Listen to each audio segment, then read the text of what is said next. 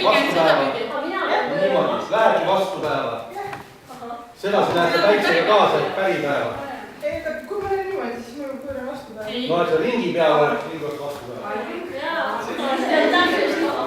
Ringi peal oleks vastupäeva. Nii, lähen, pane käed puuse. Parema jalaga alustades, pikk samm edasi, selline ülekanga samm, natukene vajud põõrest alla ja pöörad selle vastast käe vastu. 1, 2, 3, 4. Eks. Vastas käe pöörad vastu. Läheme. Ja 1, 2, 4. Nii stopp, kohe parandad. Ära kalluta ennast ette. Eks. Natukene võid enne anda taba.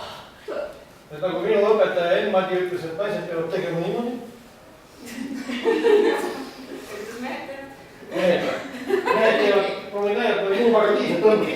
Selle nööri kaugu. Nii. Hea küll. Läheme nüüd see kõnnis. Natukene, et ma saaksin astuda. Läheme. Ja. 1, 2, 3, 4, 5, 4, 5, 6, 7, 8. Nii. Nüüd paneme 4 kõnnisammu ja 2 polkut. Lähen edasi, jah? 1 ja 2. 4 polka ja kõnnin 2, 3, 4 polka ja polk veel. Kõnnin 2, 4 polka, kõnnin